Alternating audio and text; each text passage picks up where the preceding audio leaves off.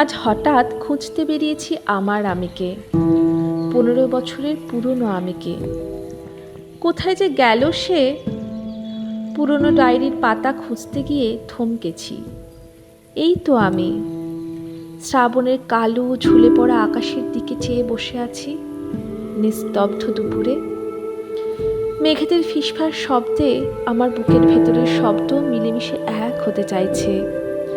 সে বসে আছে বারান্দার সেই কোণে, যেখান থেকে বড় আকাশটা চোখে পড়ে। একই চোখে দেখা যায় মুখোমুখি শুয়ে থাকা পুকুরের টলটলে চোখে ভেসে ওঠা নিচু করে আসা আকাশের মুখ।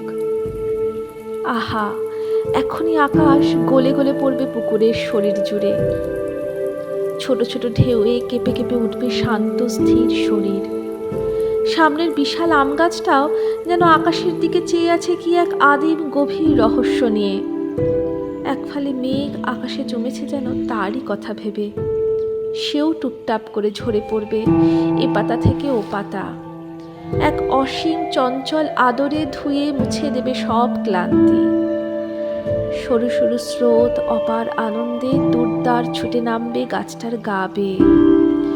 তারপর সব জল মিলে খরস্রোতা এক ছোট নদী খলখল করে ছুটে যাবে কোনো এক অজানার দেশে। বাড়িধারা শেষ। সদ্য স্নাত ভেজা ভেজা পৃথিবী এখন শান্ত স্নিগ্ধ যুবতী। আমি একইভাবে চেয়ে থাকি পৃথিবীর দিকে। ল্যাম্পপোস্টের তারে বসে দুটো বুলবুলি ডানা ঝাপটায়, মুখোমুখি চেয়ে নিঃশব্দে মনের কথা জানায়।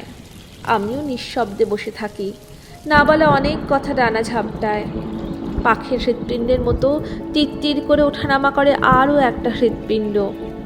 শব্দ হয়ে যত কথা বসেছে ঠোঁটের ওপর, নিঃশব্দ হয়ে চাপা পড়ে আছে আরও বেশি কথা, যা আজও বলা হয়ে ওঠেনি।